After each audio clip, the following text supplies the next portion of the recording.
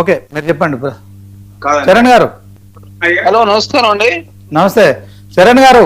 మొత్తానికైతే హైడ్రా కమిషనర్ రంగనాథ్ పై హైకోర్టు ఇచ్చిన తీర్పు ఏదైతే ఉందో, ఆదేశాలు ఏవైతే ఉన్నాయో, కాంగ్రెస్ ప్రభుత్వానికి రేవంత్ రెడ్డికి అదే క్రమంలో మరి ఇది ఒక చెంపపెట్టు లాంటిదని బీజేపీ రాష్ట్ర అధ్యక్షులు ఎన్ రామచంద్రరావు ఇందాక ఒక మీడియాతో మాట్లాడుతున్నట్టు మరి మనం చూసాము. సో మొత్తానికి ఇది మరి ఒక కమిషనర్ గా ఉండి ఈ కోర్టు ధిక్కారణ అంశంలో మరి ఆయన ఒక ఐపీఎస్ ఆఫీసర్. సో ఎందుకని ఆయన ఈ యొక్క అన్నిసార్లు ఆ కోర్టు ధిక్కరణకు పాల్పడ్డారంటే ఏం చెప్తారు? అదే క్రమంలో ఇప్పుడు హైడ్రా అంటే కొంత హైదరాబాద్ లో ఏదో 1,00,000 కోట్లు 1,50,000 కోట్లు మరి ప్రభుత్వ స్థలాలు రికవర్ చేశాము అని చెప్తున్న నేపథ్యంలో ఇప్పుడు ఈ తీర్పును ఎట్లా చూస్తారు? దీనిపైన కాంగ్రెస్ ప్రభుత్వం కావచ్చు, తర్వాత కాంగ్రెస్ నాయకులు, కార్పొరేషన్ చైర్మన్ గా చరణ్ గారు మీరేం చెప్తారు? సార్ ఇక్కడ చాలా స్పష్టంగా సింగిల్ జడ్జిమెంట్ ఇచ్చినటువంటి తీర్పు అది. అదే కాకుండా 63 కేసులకు సంబంధించి సరే కోర్టుల కేసులు ఉండడు కామనం, ఎందుకంటే ప్రకృతిని కాపాడే ప్రయత్నంలో ప్రభుత్వం ముందుకు పోతా ఉంది. దానిలో భాగంగా కఠినంగా వ్యవహరించే ప్రయత్నం జరుగుతూ ఉంది. దానికి సంబంధించి కోర్టులలో వివాదాలు ఉండొచ్చు. సరే దానికి సంబంధించి ఏదో రామచంద్రరావు గారు అడ్వకేట్ వారు స్వయాన సింగిల్ జడ్జి తర్వాత అసలు కోర్టులే లేదు, సుప్రీంకోర్టు జడ్జిమెంట్ లాగా మాట్లాడితే ఎట్లా?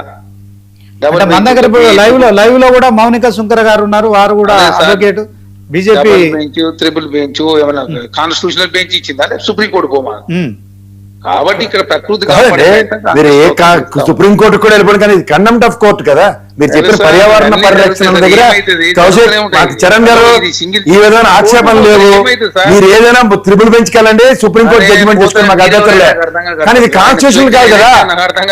ఫస్ట్ థింగ్ ఇక్కడ మీరు అక్కడ కండెంప్ట్ ఆఫ్ కోర్టు 63 సార్లు చెప్తుంటే సుప్రీం కోర్టుకి వెళ్తామంటే ఏం చెప్పాలండి? మాట్లాడలే కదా. ఓకే ఓకే ప్రసాద్ గారు మీరు చరణ్ గారు యూ కంటిన్యూ. కాదండి, వ్యవస్థ మీద గౌరవం ఉండాలి కదా. ఆయన పూర్తిగా మాట్లాడిన తర్వాత మాట్లాడతాం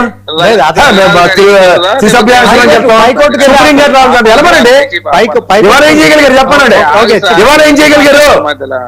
దయచేసి జరిసేపు ఆపితే మేము మాట్లాడతాం. ఓకే మాట్లాడండి మాట్లాడండి చరణ్ గారు మాట్లాడండి.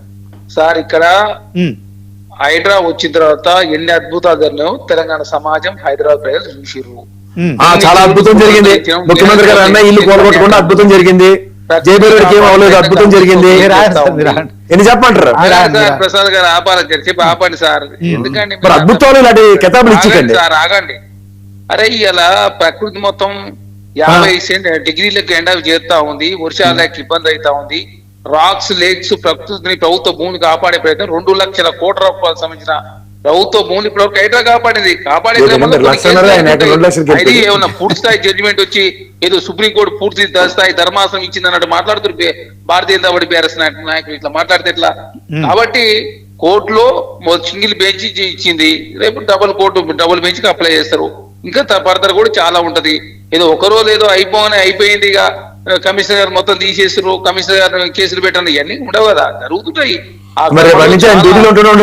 హైకోర్టులో ధర్మాసనం ఇచ్చిన తీర్పులను కూడా సుప్రీంకోర్టు రద్దు చేసిన పరిస్థితి మనం చూసినాం. కాబట్టి నడుస్తుంటది. ఒక మంచి యజ్ఞం, ఒక మంచి కార్యక్రమం చేసే క్రమంలో జరుగుతున్నాయి. కొన్ని కేసులు జరుగుతుంటాయి. అదే కాకుండా కేసులు పడతా ఉంటాయి. కొన్నిసార్లు లోయర్ కోర్టులో అనుకూలంగా రాకపోవచ్చు, హైయర్ కోర్టులో అనుకూలంగా. కోర్టు వ్యవస్థల గురించి మనం మాట్లాడుకోవడం అది అవసరం లేదు చరణ్ గారు. ఇప్పుడు హైడ్రాతో కాంగ్రెస్ ప్రభుత్వం ఇమేజ్ పెరిగిందా, డ్యామేజ్ అయిందా?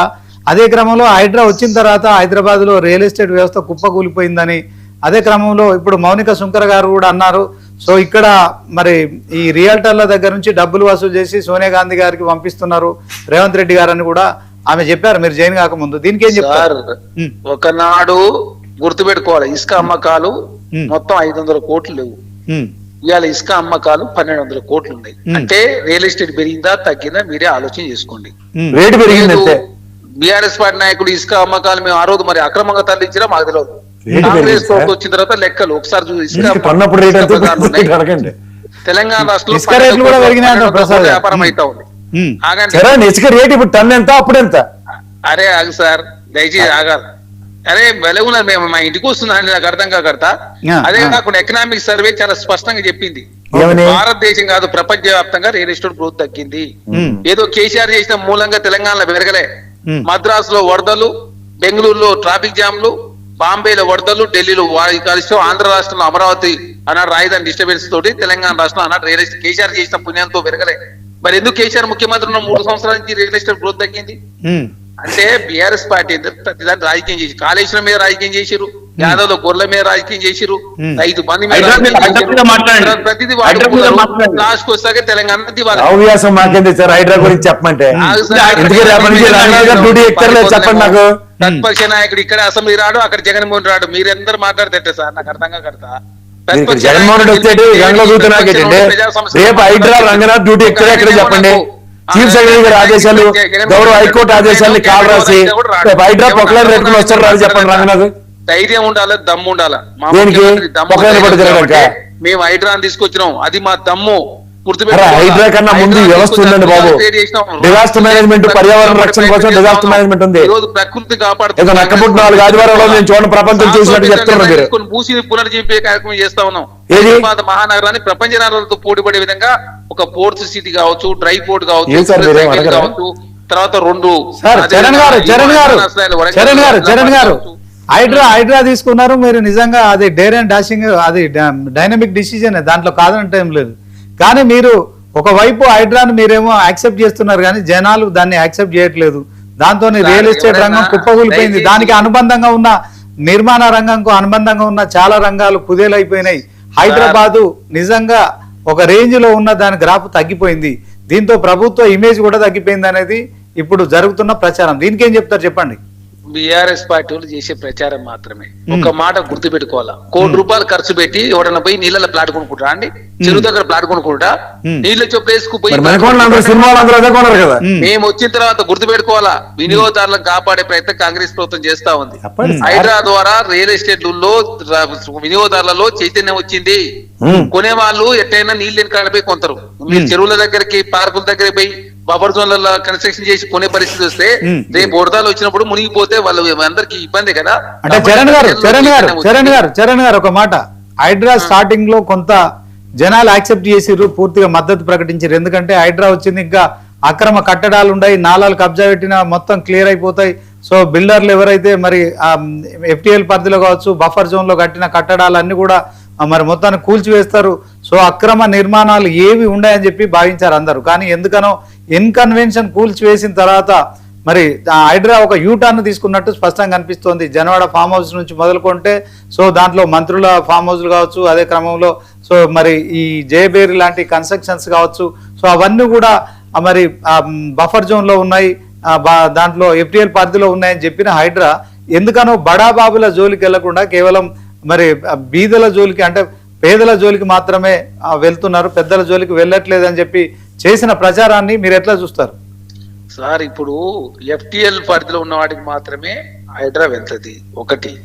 2, తెలంగాణ రాష్ట్రంలో హైదరాబాద్ లో వాల్టా చట్టం అమల్లో 2002లో చంద్రబాబు నాయుడు గారు తీసుకొచ్చారు. బఫర్ జోన్ లో కన్స్ట్రక్షన్ చేసుకొచ్చి. ఇంకొకటి, ఔటర్ రింగ్ రోడ్ వరకు మాత్రమే HYDRAA limits, outer ring road అవతల హైడ్రా లిమిట్స్ కాదు. కాబట్టి జనవాడ ఫామ్ హౌస్ పోలేదు. 2, కమర్షియల్ యాక్టివిటీస్ ఎప్పటి నుంచి చేసినా హైడ్రా ఏర్పడిన తర్వాత కావచ్చు, ఏర్పడక ముందు కానీ ఎప్పుడు చేసినా తొలగిస్తారు. రెసిడెన్షియల్ యాక్టివిటీస్ హైడ్రా ఏర్పడిన నాటికి ఉండి ఉంటే అవి ఎక్కడ తొలగిస్తారు. హైడ్రా ఏర్పడిన తర్వాత ఎవరైనా రెసిడెన్షియల్ యాక్టివిటీ స్టార్ట్ చేస్తే అవి తొలగిస్తా ఉంది. ఇంకోటి, ఫ్రీ ఎడ్యుకేషన్ ఇస్తున్నటువంటి ఫాతిమా కాలేజ్ సంబంధించి అది ఫాతిమా కాలేజ్ ఫ్రీ ఎడ్యుకేషన్ ఇస్తా ఉన్నారు. కాబట్టి హైడ్రా ఏర్పడేటప్పుడు ఒక నిబంధన పెట్టుకున్నారు. ఫ్రీ ఎడ్యుకేషన్ అంటే హాస్పిటల్ కావచ్చు, స్కూల్ కావచ్చు, కాలేజీలు ఉంటే అవి తొలగించొద్దు అని చెప్పి నిబంధన పెట్టుకున్నారు. దానిలో భాగంగా ఫాతిమా కాలేజీకి ఎక్సెప్షన్ ఇచ్చారు. అది మేము ఇవాళ తీసుకొచ్చింది కాదు, కొత్తగా తీసుకొచ్చింది కాదు, కోర్టులో కూడా అదే సమాధానం చెప్పారు. కాబట్టి బట్టగాల్చి మీరేసే ప్రయత్నం, హైడ్రా అనేది అద్భుతమైనది. ఆరతి బట్టి ప్రజలు స్వాగతించారు. ఇప్పటికీ హైడ్రా దగ్గర కుప్పలు కంప్లైంట్లు ఉన్నాయి. ఎన్ని పార్కులు కావచ్చు, చెరువులు కావచ్చు, తర్వాత రోడ్లకు ఆక్యుపై చేసి